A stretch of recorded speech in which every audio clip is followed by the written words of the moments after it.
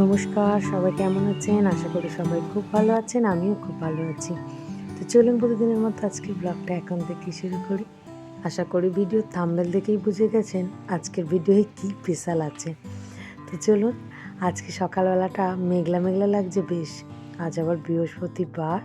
আর এই যে আরুর বাবা গতকাল রাতেই ফুল কটার কিনে নিয়ে এসেছিলেন, কিন্তু না আছে বেলপাতা, না আছে দুলবো। যাই হোক, ফুল তো এসেছে বাড়িতে। আর গতকাল রাতে যে কেকগুলো বানিয়েছিলাম সেইগুলোই দেখুন। এই ছোট ছোট বাটির কেক দুটো অতটাও সুন্দর হয়নি, কিন্তু এই কেকটা খুব সুন্দর হয়েছে। তো যাই হোক, একটু গোপালকে দিলাম, যেহেতু নিরামিষ কেক বানিয়েছি নিজের হাতে, তাই গোপালকে একটু দিয়েছি আজকে খেতে। আর এদিকে আরুর বাবাও দেখুন সকালবেলা হাঁটতে গিয়ে একটা কেক নিয়ে চলে এসেছে। আমি তো খুব খুশিই হয়েছি, কারণ ছোটো থেকে দেখেছি মাকে এই আজকের দিনের কেকগুলো একটু পিস পিস করে কেটে সবার হাতে একটু আধটু করে দিতে, সে বাচ্চা হোক আর বুড়ো হোক। তো সবাইয়ের জন্য একটু আধটু কেটে দিয়েছি। আর এই যে আরুর বাবা আজকে চিনিকে খাঁচা থেকে বার করে চিনির খাঁচা পরিষ্কার করতে বেরিয়েছে। আসলে সন্ধ্যা থেকে খাঁচার উপরে বসে থাকে তো, আর পটি করে, আর সেইগুলো একটু সাথে সাথে চুনা চুনা লেগে থাকে, সেই কারণেই পরিষ্কার করছে। তবে এখন আমি ভাবি আমার থেকে আরুর বাবা চিনিকে বেশি ভালোবাসে।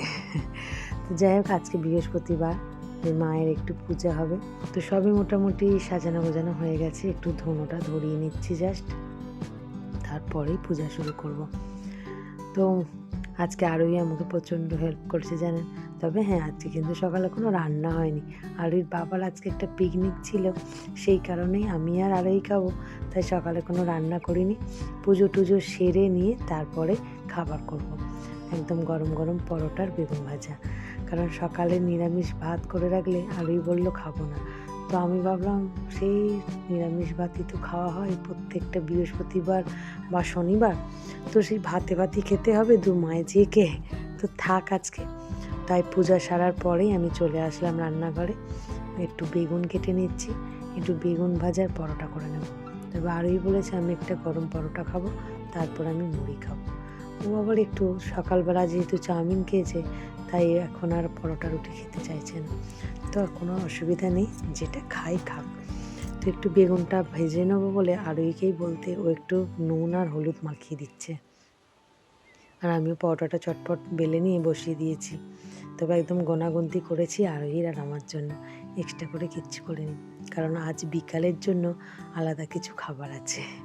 তো গত কয়েকদিন ধরে আমাদের প্রোগ্রাম হচ্ছিল যে আজকে বিকালে একটু পিঠে বানানো হবে, কারণ পুর পিঠেটা এমনই একটা পিঠে যে সবাই একা একা, মানে কেউই একা একা করতে পছন্দ করেন না।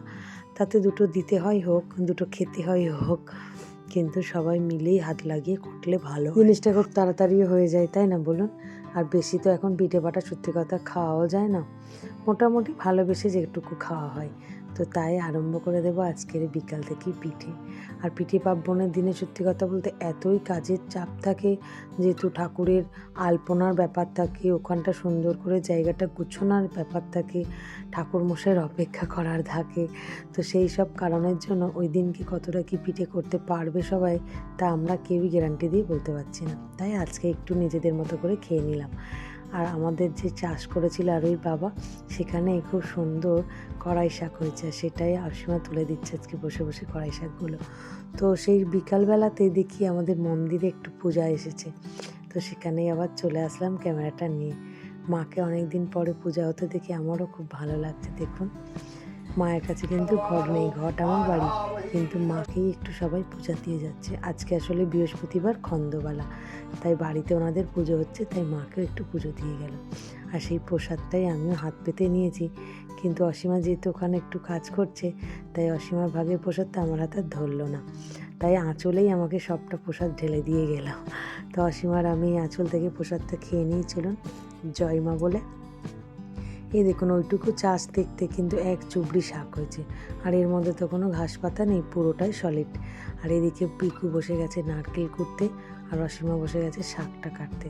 আসলে শাকটা কাল সকালেই রান্না করব, তো তাই অসীমা বললো আমি গুছিয়ে কেটে দিচ্ছি, তাই ও কেটে দিচ্ছে শাকটা। তারপরে এদিকে আনাজ টানাজ কাটা হয়ে যেতেই অসীমা বসিয়ে দিয়েছে পিঠের তরকারি। ফুলকপি আর আলু দিয়ে মটরশুঁটি দিয়ে পিঠের তরকারিটা হবে। আর ওদিকে পিকু বসে গেছে পিঠেটা মাখতে, মানে গুঁড়িটা মাখতে আর কি। একটু জল গরম করে দেওয়া হয়েছে, ওটা মাখছে। তারপরে আবার এদিকে পিঠের তরকারিটা নামিয়ে অসীমা বসিয়ে দিয়েছে ছাইটা। একটু ঝাল মিষ্টি না হলে খেতে ভালো লাগে বলুন তো? আর যেহেতু শুধু আমরা নয়, বাচ্চারাও আছে সেই কারণে। আর একটু সত্যি কথা, আলুর তরকারি মানে ঝাল ঝাল একটু আলুর তরকারির পিঠে গালে দিয়ে যখনই খুব ঝাল লাগে না, তখনই মনে হয় একটা মিষ্টি পিঠে গালে দিই। তো সেই কারণেই দুটো জয়েন্ট করে করা হচ্ছে। আর ওরা দুজনে পিঠেটা বানাচ্ছে আর আমি একটু উনুনে জাল দিচ্ছিলাম বসে বসে। কি সুন্দর উনুনটা ধরেছে, অনেক দিন পরে উনুনটা জ্বালা হলো, তাও কত সুন্দর হয়েছে। যাই হোক, আমাদের প্রথম পিঠে ভাপাতে বসে গেছে। তো এটা হয়ে গেলেই বাচ্চাদের টুকটাক দিয়ে দেব। তারপরে তো আমরা এখানে বসে বসে আছি। এই যে কিছুক্ষণ পরেই আবার পিঠেটা হয়েও গেল আর নাবিয়েও নিলাম। মোটামুটি আর একবার দেওয়ার মতো পিঠে বানানো হয়ে গেছে, তখনই আমরা এই পিঠেটা নাবিয়ে নিলাম। আর পিঠেটা খুব সুন্দর সিদ্ধও হয়েছে।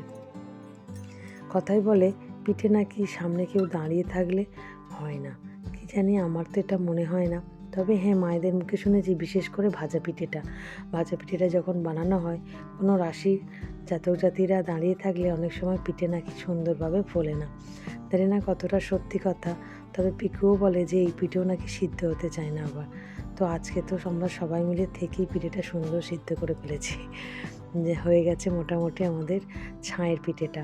আর একবার চাপান দেব, দিলেই কমপ্লিট। আর এই যে আর এখন হবে তরকারির পিঠে শেষে।